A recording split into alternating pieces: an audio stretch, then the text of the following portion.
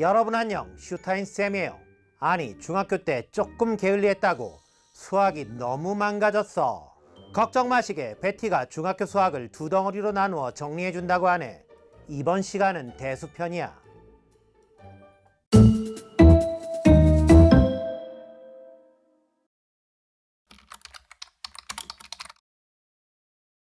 수체계는요, 고등학교까지 바라보면 복실유정자입니다.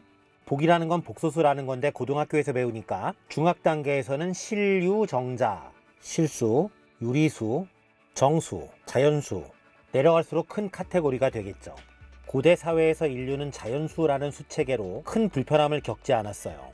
그런데 수학이 발달하고 연산이 생기면서 자연수끼리의 덧셈 곱셈은 자연수가 되지만 뺄셈이 문제가 됩니다. 3 빼기 5 자연수 안에 들어있지 않죠. 그래서 인류는 3 빼기 3을 0으로 3 빼기 4를 마이너스 1로 정의하면서 음의 정수의 세계가 열립니다. 자연수 0, 음의 정수를 합쳐 정수라는 수체계가 만들어지죠. 자연수가 덧셈과 곱셈에 자유로웠던 것처럼 정수는 덧셈, 뺄셈, 곱셈에 자유롭죠. 그러나 하나의 사과를 3명이 나누어 먹으면 각자의 몫은 3분의 1, 유리수가 필요하게 됩니다. 유리수란 정수분의 정수, 정수의 나눗셈으로 표현되는 수고요. 만약 2분의 6이라면 정수, 2분의 7이라면 정수가 아닌 유리수가 되는 겁니다. 기원전 500년에는 이 유리수라는 시스템이 완벽하다고 믿고 있었죠. 대표적인 사람들이 피타고라스 학파, 피타고리안이라는 사람들입니다. 이들은 세상 만물은 유리수, 즉 정수의 비로 나타낼 수 있다고 믿고 있었죠. 그런데 이들은 자신의 최대의 업적, 피타고라스 정리에 발목이 묶이게 됩니다.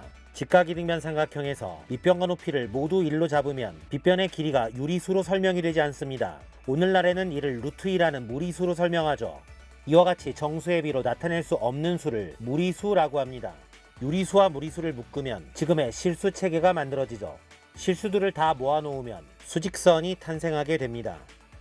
이와 같이 수체계는 자연수체계에서 0과 음의 정수가 등장하면서 정수체계로 3분의 1과 같은 수가 등장하면서 유리수체계로 루트 2나 파이 같은 수가 등장하면서 실수체계 즉 수직선을 만들어냅니다. 소수라는 말에는 두 가지가 있습니다. 프라임 넘버를 뜻하는 소수, 데시멀을 뜻하는 소수. 위에 있는 소는 근본이라는 뜻이고요. 아래에 있는 소는 작은이라는 뜻입니다. 근본을 뜻하는 소수 프라임 넘버는 2, 3, 5, 7, 11, 13 이런 수들을 의미하고 데시멀이라는 소수는 0.1642 이런 수들이죠. 그런데 이 데시멀을 둘로 쪼개면 유한소수와 무한소수로 쪼갤 수 있습니다. 무한소수를 둘로 쪼개면 순환하는 무한소수와 순환하지 않는 무한소수로 나눌 수 있습니다. 예를 들어 유한소수는 0.82, 순환소수는 0.82828282 8가 무한히 반복되는 거죠. 순환하지 않는 대표적인 무한소수는 파이가 있습니다. 3.141592 0.82는 100분의 82, 0.82은 99분의 82. 이 둘은 유리수가 됩니다. 따라서 순환하지 않는 무한소수를 무리수라고 부르죠.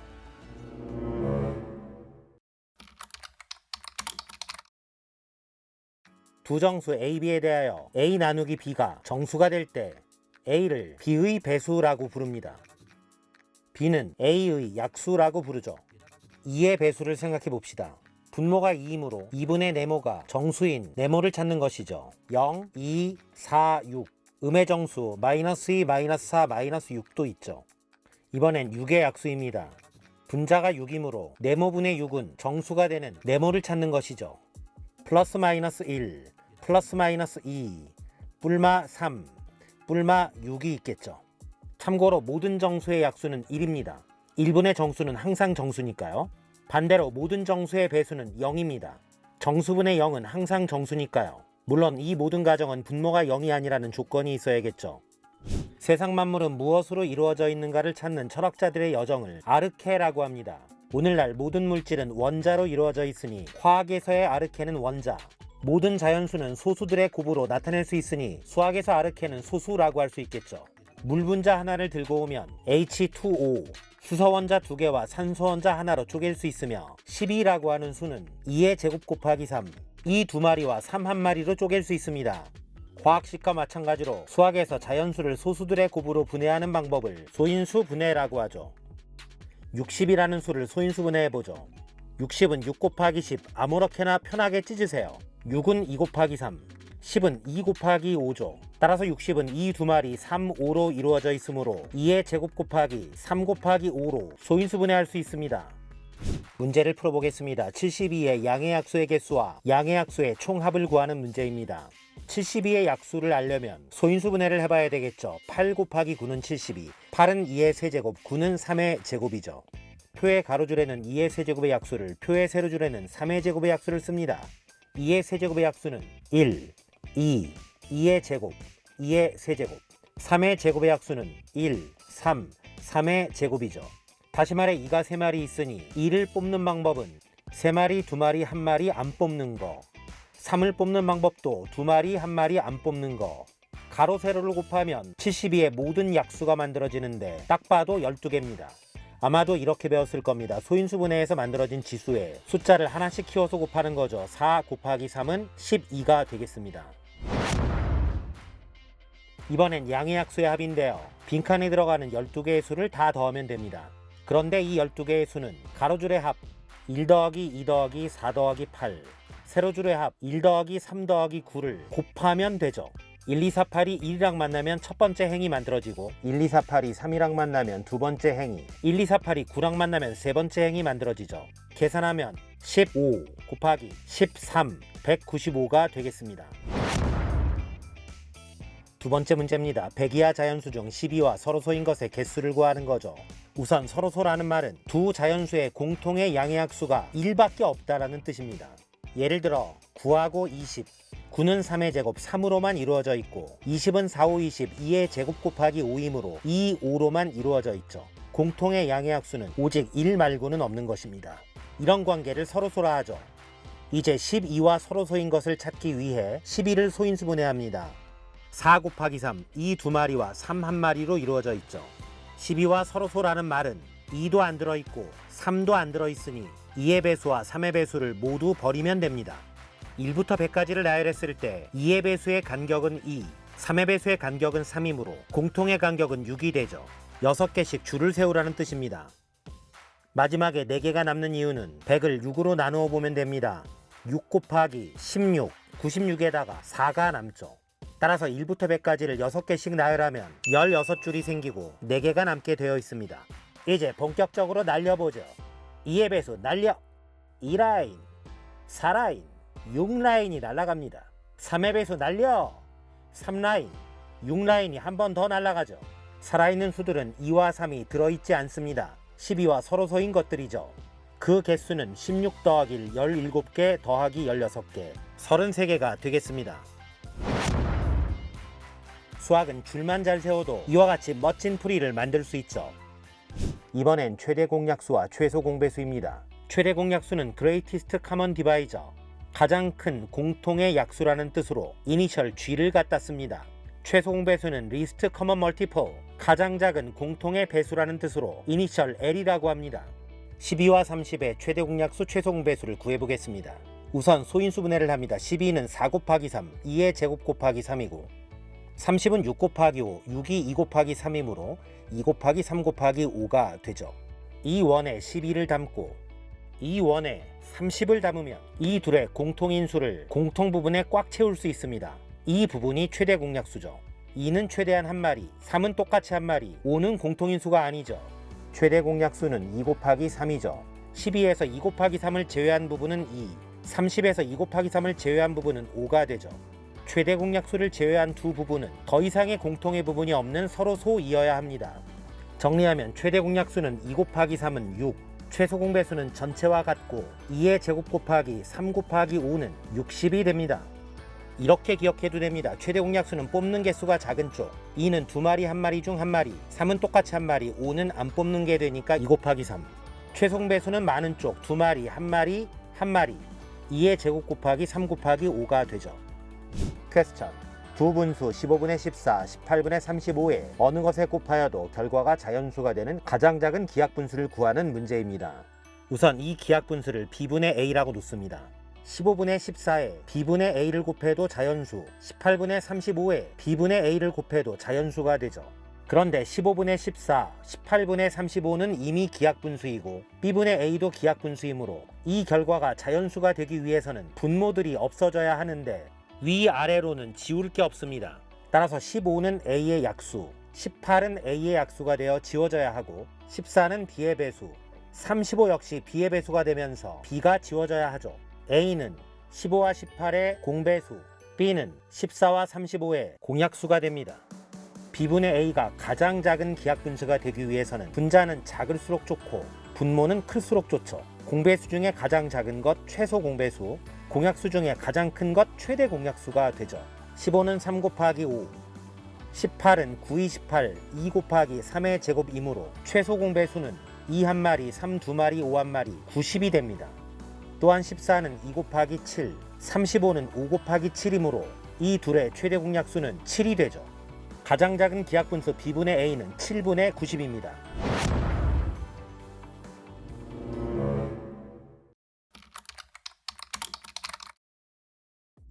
챕터 3 다항식을 공부를 하겠습니다. 우선 항이라는 말은요, 수나 문자의 곱의 덩어리를 의미합니다. 예를 들어 2x제곱 y의 세제곱, 2 한 마리, x 두 마리, y 세 마리의 곱의 덩어리죠. 여기에서 문자를 몇 개 곱했는가를 차수라고 하는데 x에 대해서는 2개 곱했기 때문에 2차, y에 대해서는 3개 곱했기 때문에 3차가 되는 겁니다. 예제 문제입니다. 3x제곱 y 빼기 4xy의 세제곱 더하기 5x제곱 마이너스 3이라고 하는 다항식이죠. 여기에 대해서 이런 질문들을 좀 던져봤는데요. 자, 우선 항이 하나, 둘, 셋, 네 덩어리가 있는 겁니다. 4개의 항으로 이루어진 다항식입니다. 이때 차수에 대한 질문은요, 어떤 문자에 대한 차수를 물어보는가에 따라 다르죠. x에 대한 차수를 물어봤다면 x가 2개, 하나, 2개, 빵개 곱해져 있기 때문에 가장 높은 차수를 언급하면 되거든요. x에 대한 2차다라고 할 수 있습니다. 반면에 y에 대한 차수를 물어봤다면 y가 하나, 3개, 빵개가 곱해져 있기 때문에 가장 높은 부분을 말하는 거죠. 3차가 되는 겁니다. 개수는요, 어떤 특정한 항에 대해서 문자를 제외한 부분, 문자를 뼈라고 인식했을 때 뼈에 붙어있는 살을 의미하거든요. 제일 먼저 x제곱의 개수를 구하면 여기에도 x제곱, 여기에도 x제곱이 보이는데요. 이 두 개를 x제곱으로 묶었을 때 3y 더하기 5 괄호의 x제곱이라고 쓸 수 있으니까 이거를 뼈로 봤을 때 살에 해당하는 것은 3y 더하기 5라고 할 수가 있겠죠. 이번엔 y항에 대한 개수를 구해보자.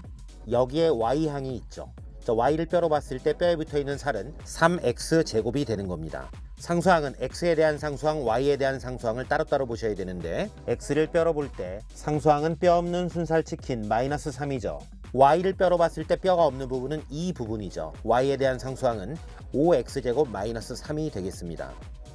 다항식의 사칙연산 중 덧셈 뺄셈은 동류항끼리 더합니다. 여기에서 동류항이라는 말은 같은 종류의 항이라는 뜻으로, 예를 들어 2x제곱 y랑 5x제곱 y가 동류항이죠. 문자의 구조는 같고 앞에 있는 개수는 달라도 됩니다. 이때 동류항끼리 더한다면 개수끼리만 연산을 해주면 되고요. x제곱 y로 묶었을 때 2 더하기 5가 앞쪽에 빠지기 때문에 7x제곱 y라고 할 수 있습니다. 자, 이번엔 2x제곱 y랑 마이너스 5x제곱 y를 한다면 개수끼리 계산해주면 되니까 마3에다가 x제곱 y라고 할 수가 있겠죠. 다항식의 사칙연산 중 곱셈과 나눗셈은요, 지수법칙이라는 걸 활용을 합니다. a를 5번 곱하면요, 귀찮잖아요. 그래서 우리가 이거를 a의 5제곱이라고 쓰는 거죠. 그럼 이 5라는 숫자는 뭐냐? a를 몇 번 곱했는가를 나타내는 수치가 되겠죠. 이 부분을 지수라고 부르죠.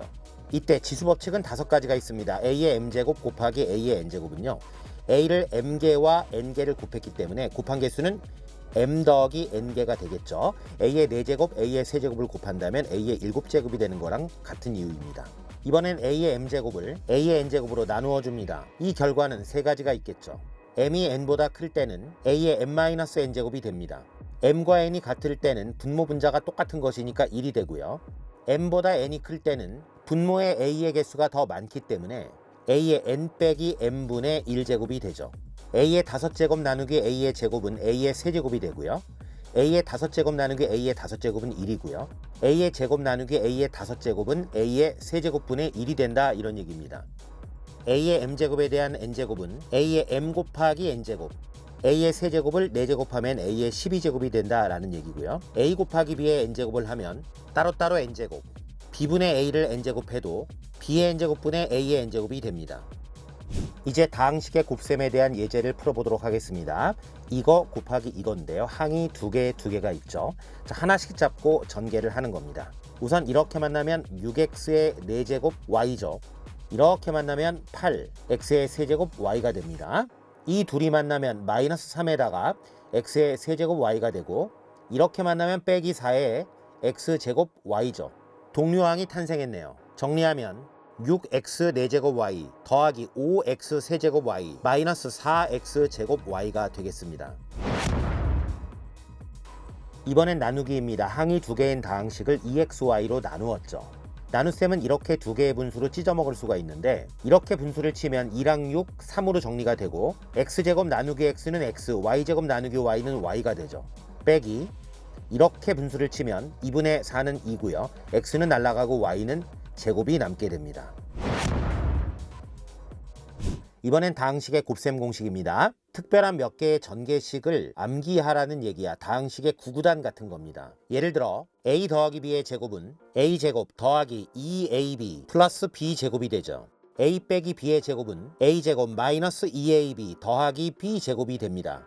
a 더하기 b, a 빼기 b, 보통 합차 공식이라고 부르는 건데, 이 둘의 곱은 a제곱 마이너스 b제곱이 되죠.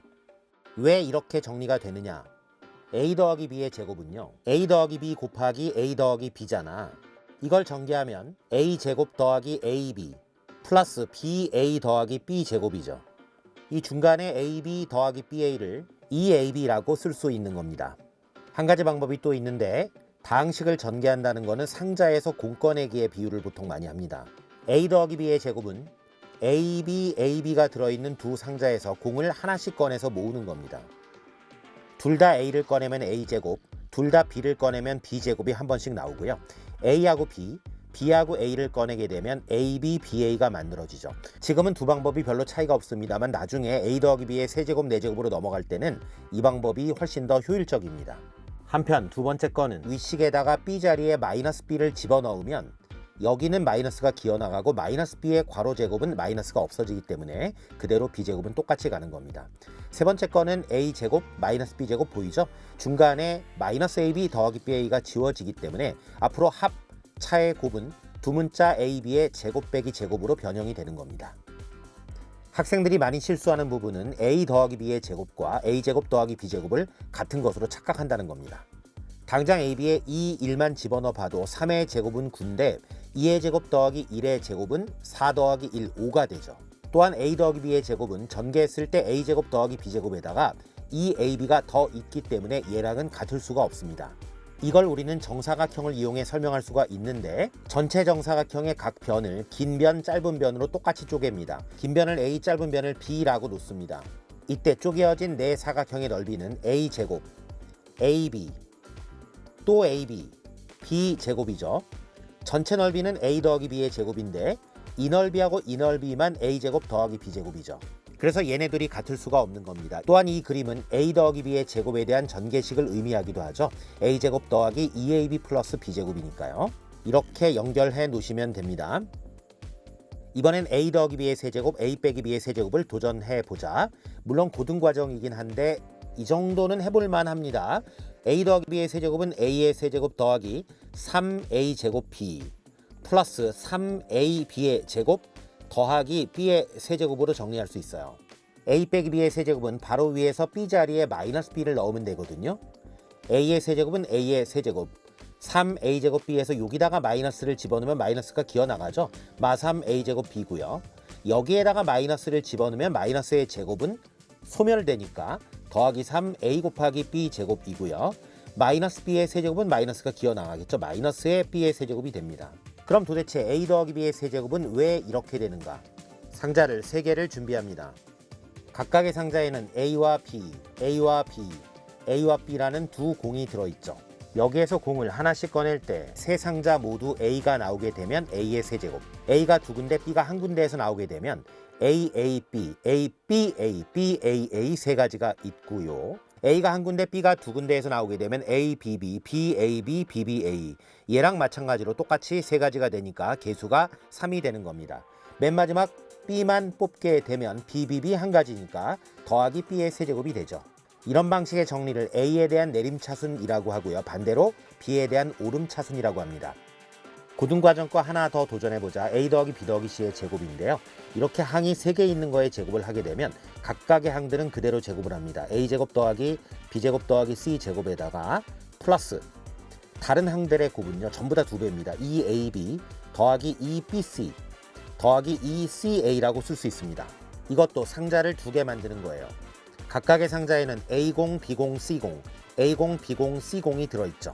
하나씩 공을 꺼낼 때 같은 종류로 뽑는 방법은 AA, BB, CC 각각이 한 가지씩이고 다른 종류로 뽑는 방법은 예를 들어 AB를 뽑을 때는 A와 B, B와 A 두 가지가 있죠.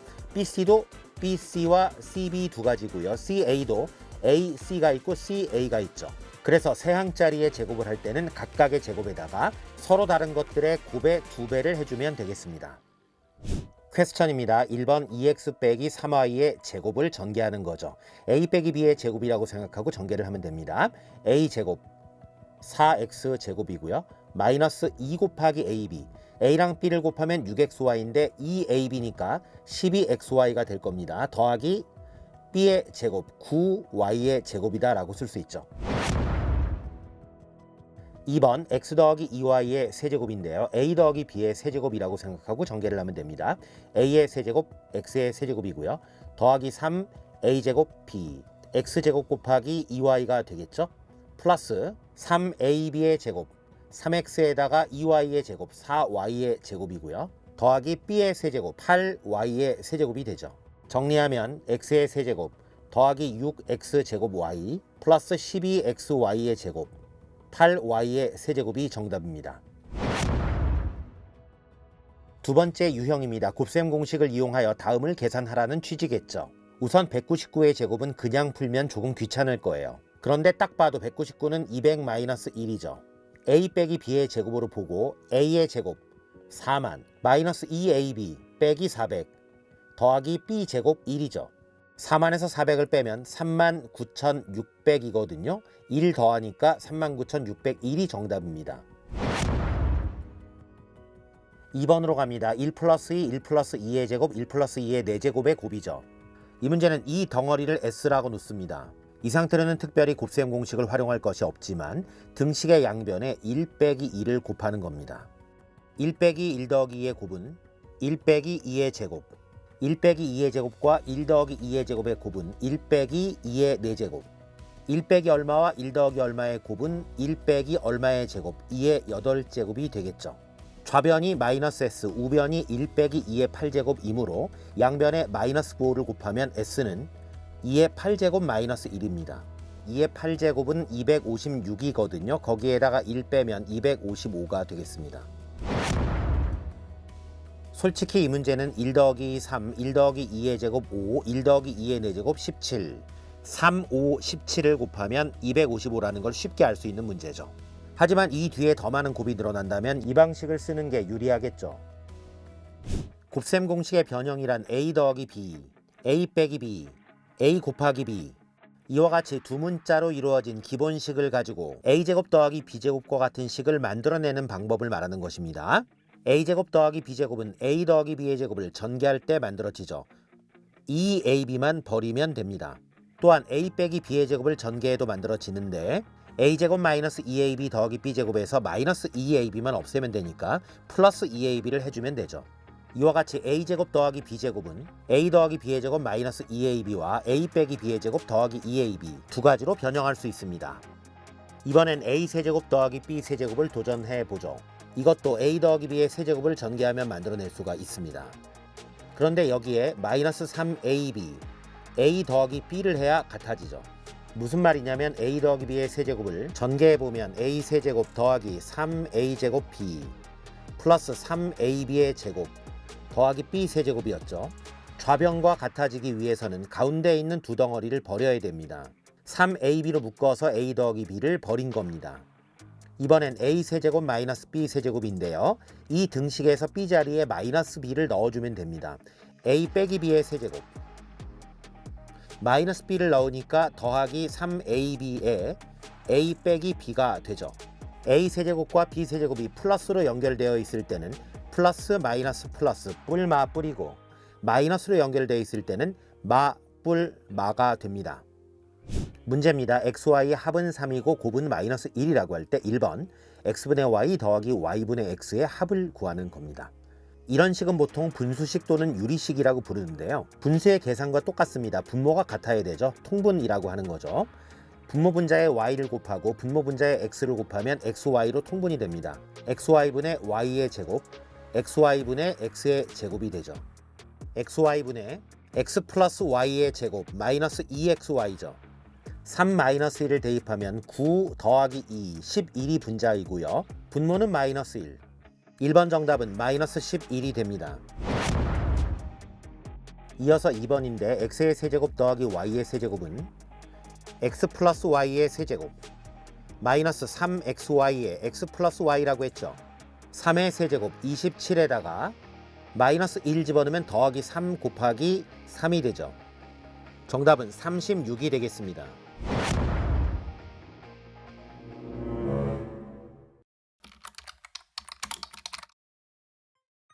챕터 4 인수분해로 들어갑니다. x 빼기 1, x 빼기 2를 곱하면요. x의 제곱 빼기 2x 마이너스 x 빼기 3x가 되고요. 마이너스 1 마이너스 2 곱하면 더하기 2가 되죠.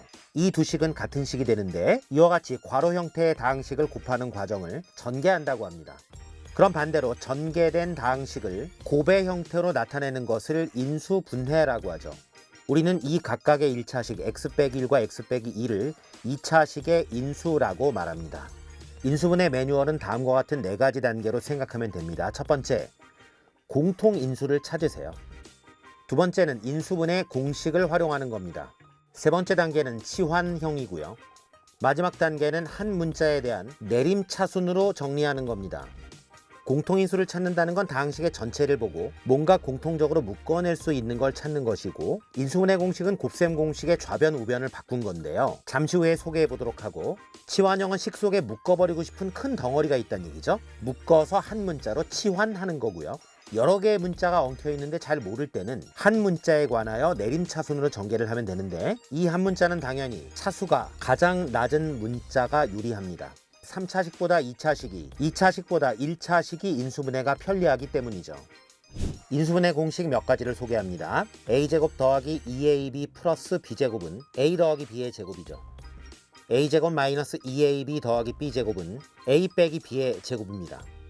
a제곱 마이너스 b제곱은 a 더하기 b, a 빼기 b의 곱으로 인수분해되죠. 가만 보니까 우변에서 좌변으로 넘어가면 곱셈 공식이죠. 이와 같이 곱셈 공식의 좌우를 바꾼 게 인수분해 공식이라고요. 교과서에는 이런 공식도 있습니다. acx의 제곱 더하기 ad 플러스 bcx 더하기 bd는 ax 더하기 b와 cx 더하기 d의 곱으로 인수분해되죠. 이렇게 보니까 굉장히 어려운데 우변을 전개해보면 쉽습니다. ax랑 cx가 만나면 acx의 제곱, adx, bcx는 이렇게 정리가 되고요. 상수항끼리 곱하면 bd가 되죠. 그런데 왼쪽에서 오른쪽으로 넘어갈 때는 얘만 보고 딱 나오는 게 아니고요. 이걸 보통 크로스 체크 방식이라고 하는데 x제곱의 개수를 2개의 곱으로 쪼갭니다. 상수항도 2개의 곱으로 쪼개요. 크로스로 곱하면서 더했을 때 ad 플러스 bc 딱 걸렸죠. 이런 경우에 ax 더하기 b와 cx 더하기 d로 인수분해됩니다. 이 방식이 2차식의 인수분해에 보편적으로 적용되는 방법인데 x의 제곱과 상수항을 잘 쪼개는 게 중요합니다.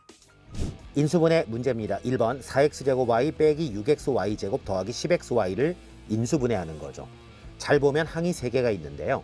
각각의 항에 공통으로 들어있는 것이 2xy죠. 첫 번째 항에서 2xy를 끄집어내면 2x가 남고요. 두 번째 항에서 2xy를 끄집어내면 마이너스 3y가 남습니다.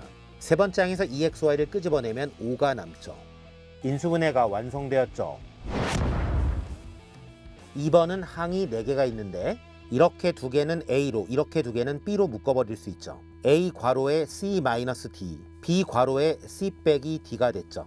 앞덩어리 뒷덩어리의 공통인수가 C 빼기 D, C 빼기 D를 뒤쪽으로 묶어버리면 앞에는 A, 뒤에는 B가 남죠.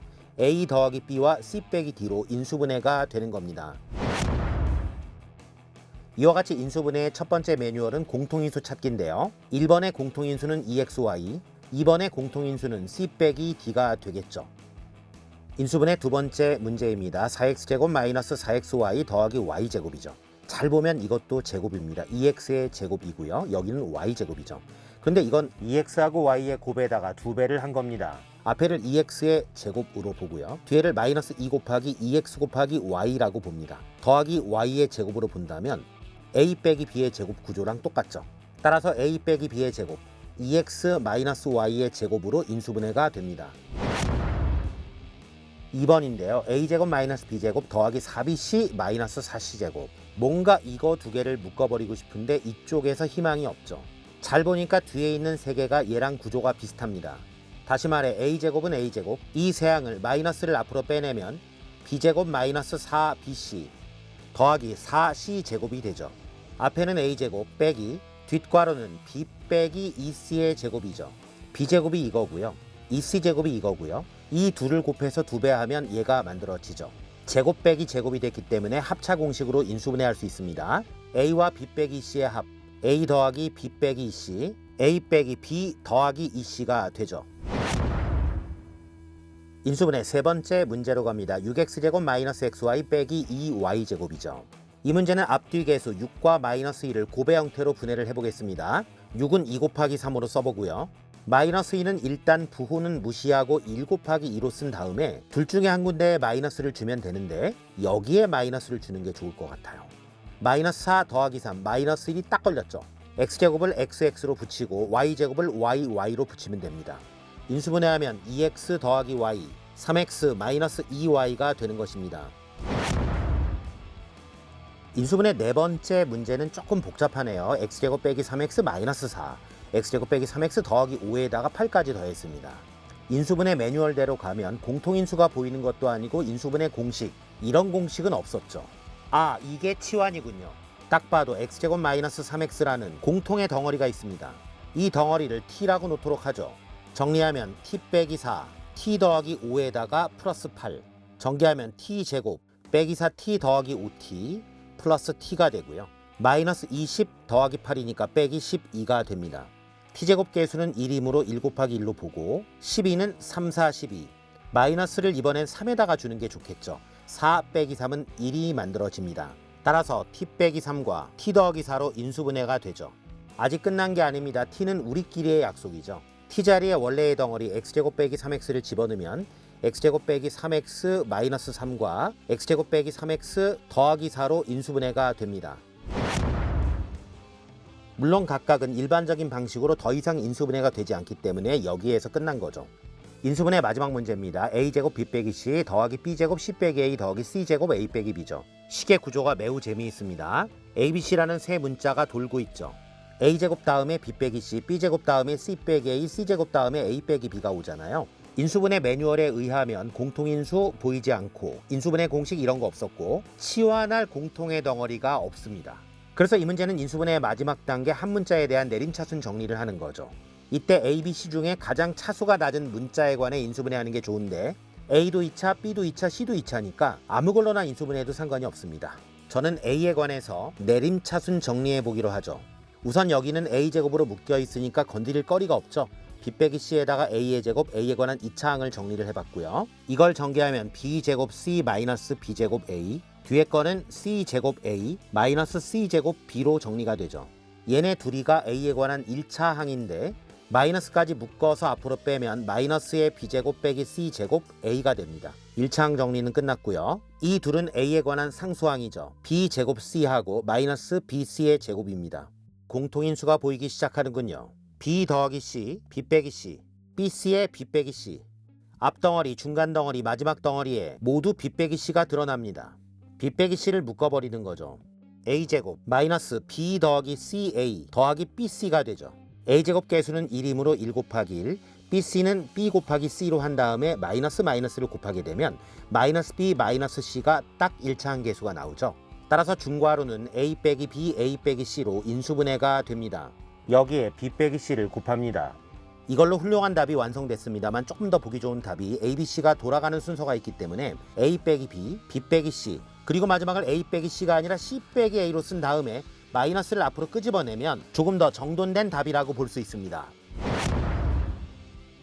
이와 같이 공통인수 보이지 않고 인수분해 공식도 적용되지 않고 치환형도 아닐 때 여러 문자가 섞여 있다면 한 문자로 내림차순 정리하면 됩니다.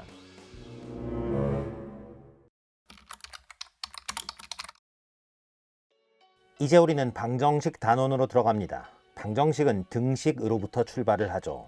방정식을 공부하기에 앞서 등식의 성질을 이해하고 있어야 합니다. 등식의 양변에 c를 더합니다. a 더하기 c, b 더하기 c. 여전히 등호는 유지가 되죠. 양변에 c를 빼도 등식은 유지가 됩니다. 이번엔 등식의 양변에 c를 곱해봅니다. 여전히 등식은 유지가 되죠. 등식의 양변을 c로 나누어도 여전히 등식은 성립합니다. 물론 분모 c는 0이 아니어야 하겠죠. 이와 같이 등식의 양변에 일정한 수를 더하거나 빼거나 곱하거나 나누어도 등식은 유지가 되는데 이 성질을 이용하여 방정식을 풀 수 있습니다. 그럼 도대체 방정식이란 무엇이냐? 일반적으로 fx는 0이라고 합니다. fx는 x에 관한 식을 의미하고요. 이 등식을 만족하는 x의 값을 구하는 것을 방정식을 푼다라고 합니다. 그리고 그때 x를 방정식의 해 또는 근이라고 부르죠. 예를 들어보죠. 2분의 4 더하기 3은 5입니다.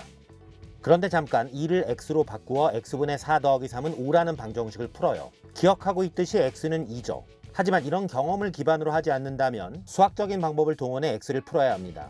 3을 없애기 위해서 등식의 양변에 마이너스 3을 더하죠. x분의 4는 2. 양변에 x를 곱하면 4는 2x, x는 2가 됩니다. 참고로 분모에 x가 있는 방정식을 분수방정식이라 하는데 심지어 교과과정 외의 방정식이죠. 하지만 웬만한 방정식은 등식의 성질을 이용하여 x만 구해내면 됩니다. 이제 우리는 1차 방정식으로 들어갑니다. 1차식은 0이라고 하는 1차식과 등식의 결합이죠. 여기에서 이 x가 뭔지를 찾는 건데 우선 3을 없애기 위해서 양변에 마이너스 3을 더하죠. 2x는 마이너스 3. 이걸 보통 넘기면 부호가 바뀐다라고 해서 이항이라고 하죠. 등식의 양변에 2분의 1을 곱한다면 x는 마이너스 2분의 3이 됩니다. 해가 탄생했죠. 일반적인 1차 방정식은 이렇게 표현이 됩니다. 1차라는 말은 a가 0이 아님을 보장하고 있죠. b를 없애기 위해서 양변에 마이너스 b를 더하면 ax는 마이너스 b. 양변에 a분의 1을 곱하면 x는 마이너스 a분의 b라고 하는 일반 해가 탄생하게 되는 겁니다. 컴퓨터에 이 알고리즘을 심는다면 a, b의 값을 입력하는 동시에 답이 튀어나와 버리겠죠. 재미있는 1차 방정식 문제를 풀어보도록 하겠습니다. 방정식의 아버지로 불리우는 디오판토스라는 수학자가 자신의 묘비문에 남긴 문제입니다. D는 일생의 6분의 1을 소년으로 12분의 1을 성년으로 살고 7분의 1이 지나 결혼했다. 결혼 후 5년 후에 낳은 아들은 아버지 나이의 절반을 살았고 아들이 죽은 지 4년 뒤에 D는 사망했다. 이 문제는 디오판토스가 X세에 사망했다라고 놓겠습니다. 디오판토스의 일생이 X살이죠. 그런데 6분의 1을 소년으로 12분의 1을 성년으로 7분의 1이 지나 결혼했다라고 되어 있기 때문에 6분의 1X, 12분의 1X, 7분의 1X 태어나서 결혼 직전까지 보낸 시간이죠. 이후 5년 후에 아들을 낳았고 아들은 아버지 나이의 절반을 살았고 아버지가 4년을 더 살았죠. 결혼 이후 5년, 아버지 나이의 절반, 4년 더. 이 6덩어리의 합이 그의 일생 X와 같죠. 굉장히 복잡해 보이지만 1차 방정식에 불과합니다. 지저분한 분모 6, 12, 7, 2를 없애기 위해서 등식의 양변에 84를 곱합니다. 84는 6, 12, 7, 2의 최소 공배수가 되죠. 6분의 84, 14x, 12분의 84, 7x, 더하기 7분의 84, 6x, 9에다가 84를 곱하면 756, 더하기 2분의 84는 42x는 84x가 되죠. 이 4개의 합은 75x, 우변으로 넘기면 9x는 좌변 756, 9로 나누면 x는 84가 만들어집니다. 진짜 수학자다운 묘비문이네요. 이제 우리는 2차 방정식으로 들어갑니다. 2차식과 방정식의 콜라보죠. 2차 방정식은 2단계를 거쳐 풉니다. 좌변을 인수분해를 시도하고 잘 안되면 근해 공식이라는 걸 사용합니다. 그런데 이 근해 공식이라는 건 완전 제곱골 풀이를 일반화한 것입니다. 문제 들어갑니다. 6x제곱 마이너스 5x 더하기 1은 0을 푸는 거죠. 우선 인수분해를 먼저 시도합니다. 6은 2 곱하기 3, 1은 1 곱하기 1로 보면 크로스 곱을 더했을 때 5죠. 마이너스 5가 되기 위해서는 마이너스 마이너스를 곱해주면 됩니다. 인수분해하면 2x 빼기 1 곱하기 3x 빼기 1은 0이 되죠. 그런데 수학에서 두 수의 곱이 0일 때는 둘 중에 어느 하나는 0일 수밖에 없죠. 앞에 게 0일 때 x는 2분의 1, 뒤에 게 0일 때 x는 3분의 1이 나옵니다. 2차 방정식의 두 근이 탄생한 순간이죠. 2차 방정식을 왜 인수분해를 해야 할까요? 1차식 두 개의 곱으로 쪼개지기 때문입니다. 각각이 0이라고 하는 등식에서 2차 방정식이 1차 방정식 두 개로 쪼개지는 거죠.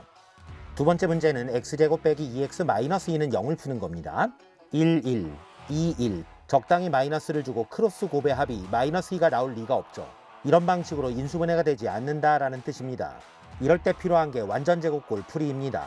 앞에서부터 1차 항까지 x제곱 -2x를 끊어 x제곱 계수가 1일 때 전체가 제곱식이 되기 위해서는 x계수의 절반의 제곱을 뒤에 붙여야 합니다. 딱 봐도 x-1의 제곱이 만들어졌죠. 대신에 -2는 원래 있었고 플러스 1이 억지로 들어갔으니까 1 빼줘야 같은 등식이 유지가 되죠. 좌변 x-1의 제곱이고 -3이 넘어가면 3이 되죠. x 빼기 1은 플러스 마이너스 루트 3입니다. 따라서 x는 1이 넘어가면 1 더하기 빼기 루트 3. 정답입니다. 이와 같이 인수분해가 안 되는 2차 방정식은 좌변의 제곱식 우변의 숫자를 남기게 되면 x 빼기는 플러스 마이너스 루트가 만들어지면서 빼기 1만 넘기면 x를 구할 수 있습니다. 근의 공식이란 이 완전제곱골 풀이를 이용하여 2차 방정식 ax제곱 더하기 bx 플러스 c는 0의 일반적인 근을 만들어낸 것입니다. 여기에서 x는 2a분의 마이너스 b 플러스 마이너스 루트 b제곱 마이너스 4ac가 되죠. 만약 b가 짝수라면 b의 절반을 b'이라고 하고 근의 공식은 a분의 마이너스 b' 더하기 빼기 루트 b'의 제곱 빼기 ac가 됩니다. 어렵지 않으니 증명해드리죠. 우선 등식의 양변을 a로 나눕니다. x의 제곱 더하기 a분의 bx 더하기 a분의 c는 0이 되죠. 제곱식으로 고치기 위해서 x제곱 더하기 a분의 bx 더하기 1차 계수의 절반의 제곱 4a제곱분의 b제곱 억지로 집어넣었으니 빼주고 a분의 c는 원래 있던 녀석이죠. 괄호 전체는 x 플러스 2a분의 b의 완전제곱식이 됩니다. 나머지 두 항을 통분하면서 넘기면 4a제곱분의 b제곱 마이너스 4ac가 되죠. x 플러스 2a분의 b의 제곱이 이 덩어리가 되었으므로 x 플러스 2a분의 b는 플러스 마이너스 루트 2a분의 루트 b제곱 마이너스 4ac가 됩니다. 우변으로 넘기면 x는 2a분의 마이너스 b 더하기 빼기 루트 b제곱 마이너스 4ac가 됩니다. 근의 공식이 탄생한 순간이죠. 컴퓨터에 ABC의 값을 입력하는 순간 답이 튀어나오게 될 것입니다. 근의 공식을 이용해서 문제를 풀어보겠습니다. 앞에서 풀었던 문제죠. ABC는 1, -2, x는 b가 짝수이기 때문에 a분의 1분의 마이너스 b의 절반 1에다가 더하기 빼기 루트 이거 절반의 제곱 1 빼기 ac 3이 되겠습니다. 2차 방정식의 활용 문제를 풀어보겠습니다. 가로가 30, 세로가 20인 직사각형이 있습니다. 매초 가로의 길이는 2가 늘어나고 세로의 길이는 1이 줄어듭니다. 이때 처음 넓이와 같아지는 시각을 구하라 라고 했습니다. 우선 변화가 시작되고 t초라는 시간이 흘렀을 때 직사각형의 가로는 늘어나 있고 세로는 줄어들어 있겠죠. 가로는 매초 2만큼 늘어나기 때문에 가로가 늘어난 길이는 2t가 되고요. 세로는 매초 1만큼 줄어들기 때문에 세로가 줄어든 길이는 t가 될 겁니다. 그렇다면 변화된 노란 직사각형의 넓이는 가로의 길이 2t 더하기 30, 세로의 길이 마이너스 t 더하기 20의 곱이고요. 이것이 처음 넓이 30 곱하기 20이죠. 600과 같아지는 시각이 뭐냐라는 거죠. 딱 봐도 2차 방정식이고요. t를 풀어주면 됩니다. 전개하면 마이너스 2t의 제곱 40t 마이너스 30t니까 10t에다가 상수항이 600인데 이쪽에 600도 지워지기 때문에 는 0이 되겠죠. 마이너스 2를 약분하면 t제곱 빼기 5t t로 묶었을 때 tt 빼기 5로 인수분해가 됩니다. t는 0 또는 5가 되겠지만요. 변화 이후의 시각을 물어봤기 때문에 5초 후가 되겠습니다. 이번에는 2차 방정식의 판별식에 대한 이야기를 해보도록 하겠습니다. 태아간별, 원칙적으로는 불법이고 윤리적인 문제가 있습니다만 현실에서 여러분이 태어나기 전에 부모님들은 남녀, 여러분의 성별을 알고 있었을 것이고요. 마찬가지로 근이 태어나기 전에 이 근이 실근인지 허근인지 알아내는 것이 판별식입니다. 아이를 낳지 않고 성별을 구분할 수 있다. 근을 구하지 않고 근의 형태를 알 수 있다. 이게 바로 판별식이죠. 물론 중학과정에서는 실수라는 개념은 배우지만 허수라는 개념은 배우지 않기 때문에 근을 갖는다, 근을 갖지 않는다로 구분하지만 원래는 실근, 허근이 정확한 명칭입니다. 이제 2차 방정식의 판별식으로 들어갑니다. 디스크리미넌트의 약자를 따서 D라고 하죠. 2차니까 A는 0이 아니고 A, B, C는 실수인 경우에 이 2차 방정식의 판별식은 근의 공식으로부터 출발합니다. X는 2A분의 마이너스 B 더하기 빼기 루트 B제곱 마이너스 4AC죠. 이때 루트 안에 들어있는 B제곱 마이너스 4AC를 판별식 D라고 합니다. 이러한 D의 부호에 따라 방정식은 세 가지 형태의 근을 갖는데 D가 0보다 크면 서로 다른 두 실근, D가 0이면 서로 같은 두 실근, 두 실근이 겹침으로 중복되는 근, 중근이라고도 부릅니다. D가 0보다 작으면 서로 다른 두 허근, 보통은 켤레 허근이라고 합니다. 양말의 켤레처럼 짝으로 다니는 근이라는 뜻이죠. 왜 이렇게 되는 것일까요? 간단한 이유를 설명하면 D가 양수인 경우 예를 들어 3을 대입하면 플러스 마이너스 루트 3, 루트 3은 실수이므로 서로 다른 두 실근이 나오고 D가 0이면 플러스 0, 마이너스 0은 겹침으로 중근, D가 음수 예를 들어 마이너스 3이면 루트 안에 마이너스 3은 고등 과정에서는 허근, 중등 과정에서는 해가 없다라고 부르는 것이죠. 2차 방정식이 중근을 가진다는 거에 또 다른 의미를 보겠습니다. 판별식은 우선 0이고요. 좌변을 인수분해한다면 1차식 두 개로 쪼갤 때 각각의 괄호에서 나오는 두 근이 겹쳐야 됩니다. 왼쪽 괄호가 mx 더하기 n이면 오른쪽도 mx 더하기 n이 돼야 되죠. 두 괄호가 똑같으니까 제곱식이 되는 겁니다. 그래서 앞으로는 2차 방정식이 중근을 갖는다, 판별식은 0이다와 좌변이 제곱식이다를 같은 의미로 받아들이면 됩니다.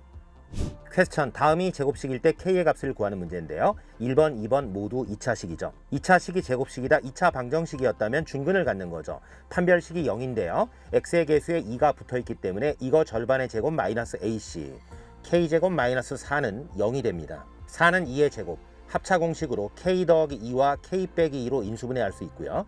K는 플러스 마이너스 2 두 개가 나오죠. 두 번째 문제도 마찬가지로 판별식은 0, B제곱 마이너스 4AC는 0에서 9 빼기 8K는 0이 되죠. 우변으로 넘기면 8K는 9에서 K는 8분의 9가 됩니다. 이와 같이 2차식이 제곱식이면 판별식은 0이 되는 것입니다. 2차 방정식의 마지막 주제는 근과 계수의 관계입니다. 이 이론은 2차 방정식의 두 근을 알파 베타라고 할 때 두 근의 합과 곱을 빠르게 구하는 정리죠. 계수 ABC에 대하여 두 근의 합은 마이너스 A분의 B, 두 근의 곱은 A분의 C가 되죠. 두 근의 합은 마이너스 2차 계수분의 1차 계수, 두 근의 곱은 2차 계수분의 상수항이 되는 것입니다. 증명합니다. 우선 양변을 A로 나누어 줍니다. X의 제곱 더하기 A분의 BX 더하기 A분의 C는 0. 이 방정식의 두 근이 알파 베타이므로 가상의 인수분해를 할 수 있습니다. 각각의 괄호에서 알파 베타가 근으로 나와야 하기 때문에 x 빼기 알파, x 빼기 베타로 인수분해 된다고 볼 수 있죠. 전개하면 x의 제곱 빼기 알파 더하기 베타의 x 플러스 알파 베타의 곱은 0이다 라고 쓸 수 있죠. 이식과 이식의 1차항계수 상수항을 비교하면 알파 더하기 베타는 마이너스 a분의 b, 알파 베타의 곱은 a분의 c가 되는 걸 알 수 있죠. 퀘스천, x제곱 마이너스 2x 더하기 3은 0의 두 근을 알파 베타라 할 때 이 값을 구하는 문제입니다. 딱 봐도 인수분해가 되지 않으니 두 근을 직접 구하는 건 너무 어렵고 알파 베타가 대칭 구조를 가지는 식이므로 이럴 때 쓰는 게 근과 계수와의 관계죠. 두 근의 합과 곱을 빠르게 구해낼 수가 있는데 두 근의 합은 마이너스 a분의 b이고요. 두 근의 곱은 a분의 c, 3이 되겠습니다. 이제 이 식을 통분이라는 거랍니다. 알파 더하기 1, 베타 더하기 1, 분자는 베타 더하기 1 플러스 알파 더하기 1이 되죠. 전개하면 알파 베타 더하기 알파 플러스 베타 더하기 1, 분자는 알파 더하기 베타 플러스 2가 되죠. 알파 베타의 합곱에 2, 3을 대입하면 정답은 6분의 4, 3분의 2로 정리할 수 있습니다. Another question, 2차 방정식 fx는 0의 두 근을 알파 베타라고 하고요. 합곱이 3하고 1로 주어져 있습니다. f 2분의 x-1은 0의 두 근의 곱을 구하는 문제죠. 방정식의 근이라는 말은 방정식을 만족시키는 x의 값을 의미합니다. 그래서 두 근이 알파 베타면 알파 베타를 대입했을 때 참이 되어야 하므로 f 알파는 0이고 f 베타도 0이 되는 것입니다. 이때 변형된 식으로 만든 방정식의 근은요, f 알파가 0이고 f 베타가 0이므로 동그라미를 알파 베타가 되게 하는 x를 구하면 되는 것이죠. 2분의 x 빼기 1은 알파, x 빼기 1은 2알파가 되므로 x는 2알파 더하기 1. 마찬가지로 동그라미를 베타라고 놓으면 2베타 더하기 1이 됩니다. 이 두 근을 곱하란 얘기죠. 4알파 베타, 2알파, 2베타 더하기 1이죠. 알파 베타의 합곱에 3, 1을 대입하면 6, 4. 정답은 11이 되겠습니다.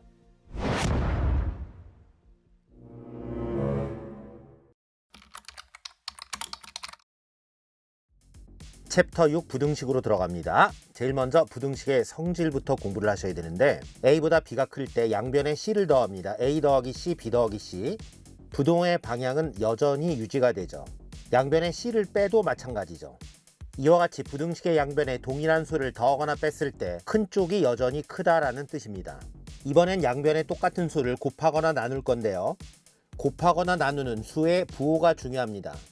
C가 양수인 경우 AC와 BC의 대소는 여전히 큰 쪽이 큽니다. A 나누기 C, B 나누기 C도 큰 쪽이 큽니다. 그러나 C가 음수일 때는 AC와 BC의 대소는 바뀌게 되고요. A 나누기 C, B 나누기 C의 대소도 바뀌게 됩니다. 이렇게 기억하면 됩니다. 대소가 정해져 있을 때 양변의 음수를 곱하거나 나누면 부등호의 방향이 바뀐다.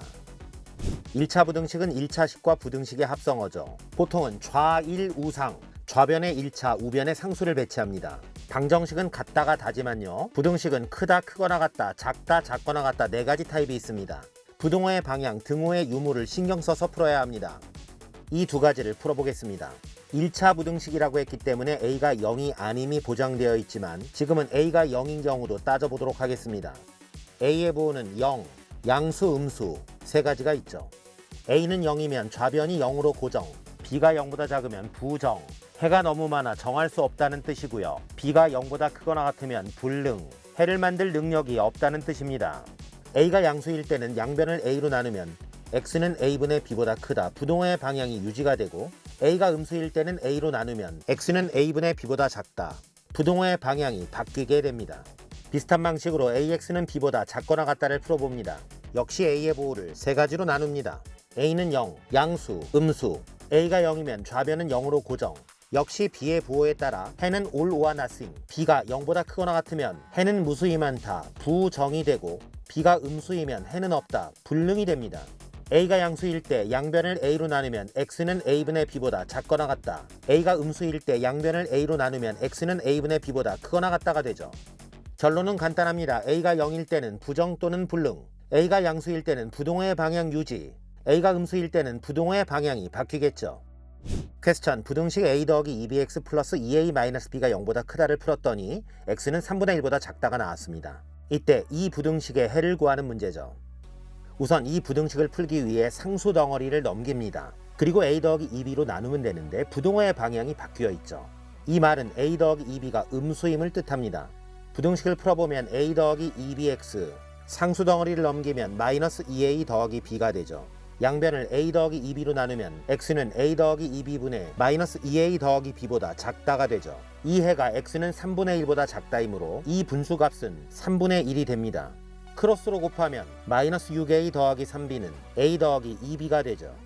넘기고 넘기면 b는 7a, b 자리에 7a를 집어넣을 수가 있고 여기에 7a를 집어넣으면 15a는 음수, a가 음수라는 것도 알 수 있습니다. 이제 이 부등식을 풀어보자. B자리에 7a를 집어넣으면 3a 빼기 14a 마이너스 11a 곱하기 x가 되고 오른쪽은 21a 더하기 a 22a가 됩니다. 부등식의 양변을 마이너스 11a로 나누면 되는데 a가 음수이므로 마이너스 11a는 양수, x는 마이너스 2보다 크다가 됩니다. 이 문제는 주어진 부등식과 해의 부동호 방향이 반대이므로 a 더하기 2b는 음수, 이걸 풀었을 때 우변이 3분의 1에서 b는 7a가 나오고요. b에다 7a를 넣어서 풀어주면 정답이 만들어집니다. 조심할 건 마이너스 11a는 양수라는 것이죠.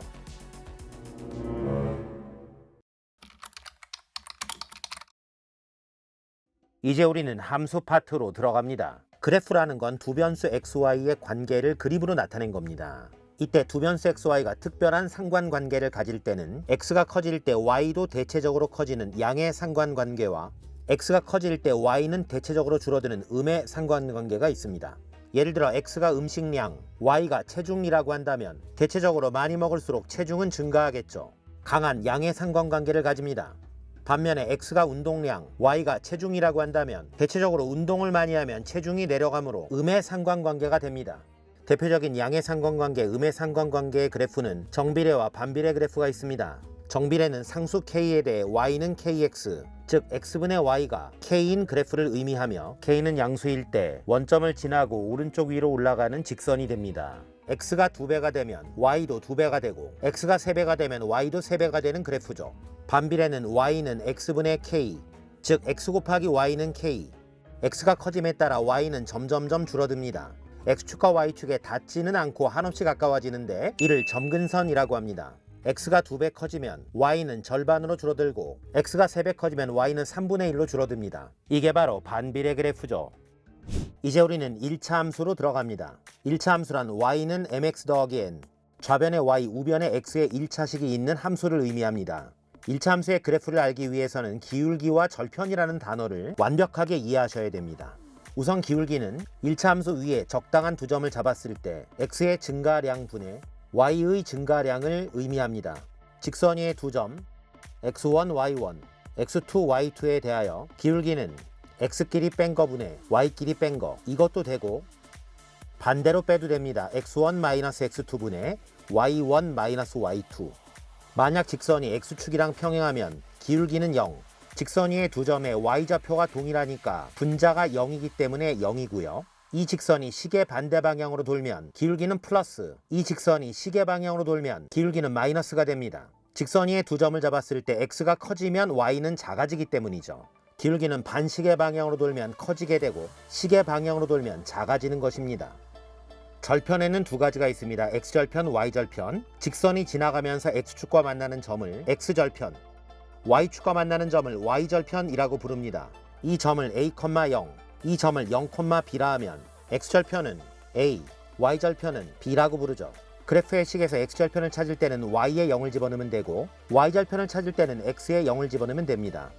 이제 본격적인 1차 함수 y는 mx 더하기 n을 다루어 보겠습니다. 1차 한계수 m은 기울기, 상수항 n은 y절편을 의미합니다. 만약 n이 0이라면 y는 mx, 정비례 그래프가 탄생하죠. 이 그림은 m이 양수인 경우고 m이 음수라면 이렇게 지나가겠죠. y는 mx 더하기 n은 y는 mx와 기울기는 같고 y절편이 0에서 n으로 바뀐 것이므로 n이 만약 양수라면 이런 그래프가 탄생합니다. 이 위치가 y절편 n이 되는 거죠. 앞으로 1차 함수의 그래프를 그릴 때는 y절편을 y축에 찍어놓고 기울기 m에 따라 직선의 방향을 정해주면 됩니다. 그런데 x에 0을 집어넣으면 y값이 n이 되므로 y절편이 n이라는 건 알겠는데 기울기가 왜 m이 되는가? 우리는 직선 위에 두 점 x1, y1과 x2, y2가 있다고 가정해 봅시다. xy에 두 점을 대입하면 y1은 mx1 더하기 n, y2도 mx2 더하기 n이 되죠. 이 두 식을 빼줍니다. 좌변 y1-y2, 우변은 n이 지워지면서 m 괄호 x1-x2가 되죠. 따라서 m은 x1-x2분의 y1-y2가 되죠. 우리가 알고 있는 기울기가 되어버린 것입니다. 주어진 것에 따른 1차 함수의 식을 4가지로 잡아봤습니다. 우선 기울기 m, y절편이 n인 1차 함수의 식은 y는 mx 더하기 n. 1차 한계수가 기울기, 상수항이 y절편이라고 했죠. 두 번째, 기울기가 m이고 점 x1, y1을 지나는 1차 함수의 식은 y는 m, x 빼기 x1 더하기 y1이 됩니다. 기울기는 1차 한계수이므로 m 괄호 x는 당연한 거고 x 빼기 x1 더하기 y1이 붙는 이유는 x에 x1을 집어넣으면 날아가면서 y가 y1이 되죠.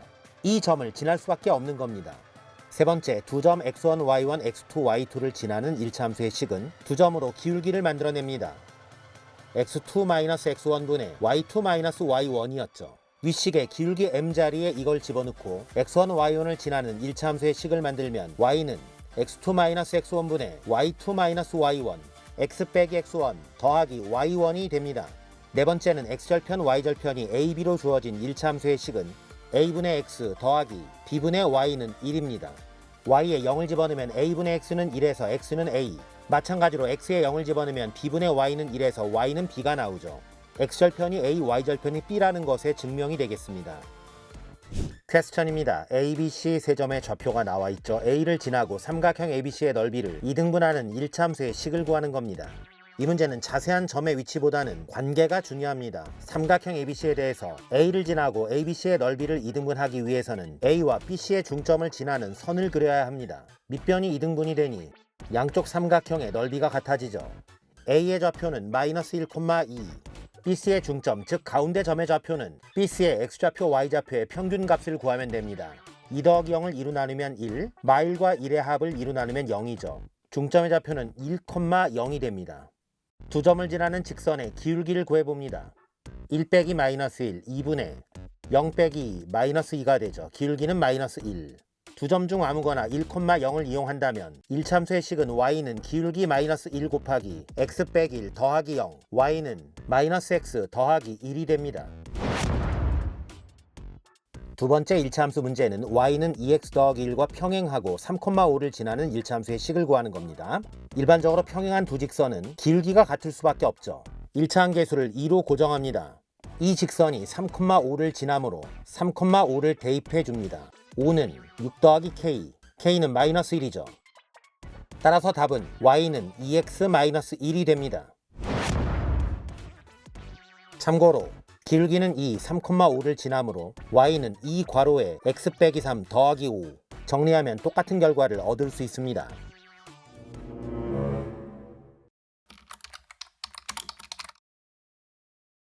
이제 우리는 2차 함수로 들어갑니다. 1차 함수가 그 그래프의 모양이 직선이라면 2차 함수는 포물선의 모양을 지니게 되죠. 그래프로 이해할 수 있는 가장 기본적인 포물선은 y는 ax제곱이고요. 원점을 꼭지점으로 합니다.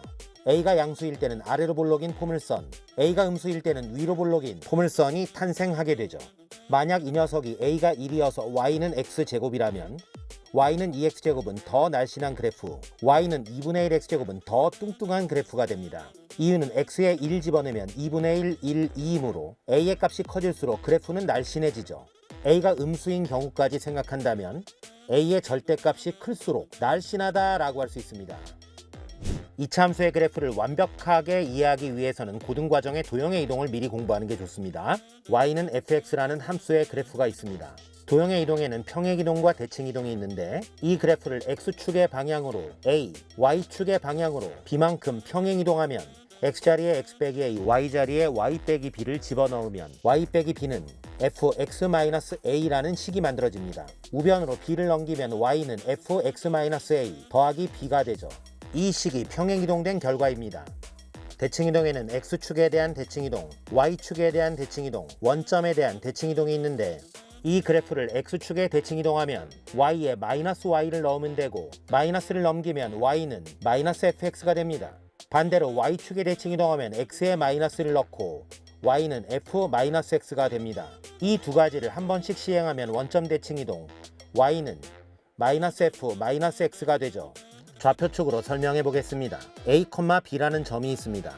x축에 이 점을 대칭이동하면 a, b x좌표를 유지하고 y좌표만 부호가 반대가 되죠. y축에 대칭이동하면 마이너스 a, b x좌표만 뒤집어지고 y좌표는 유지가 됩니다. 원점에 대칭이동하면 마이너스 a, b xy좌표에 모두 마이너스가 붙죠. 이 방식을 도형에 활용하면 x축 대칭이동은 y의 마이너스, y축 대칭이동은 x의 마이너스, 원점 대칭이동은 xy에 모두 마이너스를 붙인 것입니다. 한편 평행이동은 이렇게 이해하는 게 좋습니다. 만약 y는 fx가 원점을 지난다면 0은 f0이 성립하죠. 이동된 식에 a, b를 대입해 봅니다. b는 f0 더하기 b, b가 지워지면서 f0은 0, 언급했던 식이 활용이 되죠. 이는 원점을 지나는 도형이 x축으로 a, y축으로 b만큼 이동했을 때 a, b를 지나게 됨을 의미합니다. 이제 일반적인 2차 함수 y는 ax제곱 더하기 bx 플러스 c, 좌변 y, 우변 x의 2차식이 있는 함수의 그래프를 소개합니다. 그래프를 그리는 방법은 보통 2단계. 만약 우변이 인수분해가 되면 이 방법으로 x절편을 찾으면 되죠. 만약 인수분해가 어렵다면 우변을 완전 제곱꼴로 고치는 거죠. 이 방법은 꼭지점을 구할 수 있습니다. 예제를 풀어보겠습니다. y는 x제곱 마이너스 3x 더하기 딱 봐도 인수분해가 되는 구조죠. 1, 1의 곱이고 1, 2의 곱으로 본 다음에 마이너스를 주게 되면 마이너스 2, 마이너스 1, 마이너스 3이 딱 나오죠. 따라서 인수분해된 그래프의 식은 y는 x 빼기 1 곱하기 x 빼기 2가 됩니다. y에 0을 집어넣으면 x절편을 쉽게 구할 수가 있는데 1,0과 2,0을 지난다는 걸 알 수 있죠. x축, y축에 대하여 1,0, 2,0을 지나며 2차 함계수의 부호가 양이므로 아래로 볼록 이런 형태의 포물선을 만들 수가 있죠. x절편 1하고 2, y절편은 x에 0을 집어넣으면 상수항 2라는 것도 알 수 있습니다. 이와 같이 2차 함수의 우변이 인수분해가 될 때는 x절편을 포인트로 그래프를 그릴 수가 있습니다. 두 번째 예제 y는 마이너스 x제곱 더하기 4x 플러스 2의 그래프를 그리는 거죠. 특별한 경우가 아니면 대부분의 2차식은 인수분해가 잘 되지 않습니다. 완전 제곱으로 고쳐서 풀어야 되겠죠. 마이너스를 묶어내고 1차항까지 써줍니다. x계수의 절반의 제곱 4를 쓰고 원래 2는 있었고 마이너스 4가 생겼으니 플러스 4. 뒤에 6을 써주면 되죠. 정리하면 마이너스의 x 빼기 2의 제곱 더하기 6. 이 식은 y는 마이너스 x제곱을 x축으로 2, y축으로 6만큼 평행이동한 것이므로 꼭지점이 원점에서 2,6으로 이동이 됩니다. 따라서 그래프는 이 정도 위치를 꼭지점으로 하고 이차항계수가 음수이므로 위로 볼록 이런 모양이 탄생하겠죠. 꼭지점 2,6, y절편은 x에 0 집어넣으면 2가 나오죠. 여기에 2를 표시해주면 좋습니다. 참고로 꼭지점을 지나며 x축의 수직인 직선을 이차함수의 축이라고 하는데 지금은 축의 식은 x는 2가 됩니다. x좌표가 항상 2인 직선을 의미하죠. 이차함수 y는 ax제곱 더하기 bx 플러스 c의 계수의 부호 하나하나 짚어보도록 하겠습니다. 우선 이차함계수 a는 아래로 볼록 또는 위로 볼록을 결정하죠. a가 양수일 때는 아래로 볼록, a가 음수일 때는 위로 볼록입니다. b는 단독으로 부호가 결정되진 않고 a와 함께 부호를 결정합니다. 바로 이차함수의 축을 이용하는 건데 축의 식은 x는 마이너스 2a분의 b예요. 그래서 축의 위치가 y축보다 오른쪽에 있느냐 왼쪽에 있느냐가 중요합니다. 문제에서 설명하고요. 상수항 c는 일반적으로 y절편을 의미합니다. x에 0을 집어넣으면 만들 수 있죠. y절편은 원점보다 위에 찍히면 양, 원점보다 아래에 찍히면 음이 되겠죠. 참고로 이차함수의 축의 방정식은 우변을 완전제곱으로 고쳐서 꼭지점의 x좌표를 구하면 마이너스 2a분의 b가 만들어집니다. 또 하나의 좋은 방법은 x절편 두 개는 y에 0을 집어넣었을 때 만들어지는 2차 방정식의 두근과 같죠. 두근을 알파, 베타라고 하면 알파 더하기 베타는 마이너스 a분의 b, 근과 계수와의 관계에서 공부한 적이 있습니다. 축의 위치는 알파, 베타의 한가운데 알파, 베타의 평균값이므로 2분의 알파 더하기 베타, 두근의 합을 2로 나누면 만들어지죠. 물론 원칙은 완전제곱식으로 고쳐 꼭지점의 x좌표를 구하는 것입니다. 2차 함수가 x축이랑 안 만나는 경우도 있으니까요. 퀘스천, 이차함수 y는 ax제곱 더하기 bx 플러스 c의 그래프가 그린 것 같습니다. 이때 1, 2, 3, 4, 5의 부호를 구하는 겁니다. 우선 a, b, c 각각의 부호 중 a하고 c는 1초 만에 구할 수 있죠. 아래로 볼록이므로 a는 양, c는 x에 0 집어넣으면 y절편을 의미하고 원점보다 아래에 있으므로 음이죠. b는 축의 위치를 보셔야 되는데 이 x값은 마이너스 2a분의 b, 원점보다 오른쪽에 있으므로 양이라고 할 수 있습니다. 양변에 마이너스 2를 곱하면 a분의 b는 음이죠. 두 수를 나누어 음수가 되었으니 a, b의 부호는 반대라고 할 수 있습니다. a가 양이므로 b는 음이 되겠죠. 이와 같이 축이 y축보다 오른쪽에 있으면 a, b의 부호는 다르게 되고 반대로 왼쪽에 있으면 a, b의 부호는 같게 되겠죠. 김밥 천국에 가면 왼갓 오다가 나오죠. 오늘 만든 겁니다. 신선하네요. 그런데 4번, 5번은 예사롭지 않습니다. a 빼기 b 더하기 c 빼기 b는 양수이므로 양, 이걸로는 부호 판단을 할 수가 없죠. 이 덩어리 자체의 의미를 파악하셔야 됩니다. 딱 보니까 x에 마이너스 1 집어넣으면 a 빼기 b 더하기 c가 만들어지죠. 좌변을 fx라고 할 때 f 마이너스 1을 의미합니다. 그래프에서 마이너스 1,0을 지나기 때문에 f 마이너스 1은 0이 될 수밖에 없죠. 그렇다면 5번도 4번과 마찬가지로 덩어리째 의미를 가질 것 같은데 여기에 어떤 숫자를 집어넣어도 c는 c입니다. 이쪽은 4분의 c, 좌변을 4분의 1로 묶어버리면 됩니다. 4a 더하기 2b 플러스 c죠. 괄호는 x에 2를 집어넣으면 만들 수 있으니 4분의 1 곱하기 f2를 의미합니다. 그래프로 가서 2에서의 함수값 f2는 양이므로 5번의 부호는 0보다 크다라고 할 수 있습니다. 잘 들었나? 기하편도 기대해 주시게. 수학을 제대로 공부하기 위해선 베티가 만든 철벽 수학을 잘 하려면 연역적 사고와 서술 과정을 잘 배우면 된다는 말씀이신 것 같습니다. 지금까지 베티였습니다. 바이.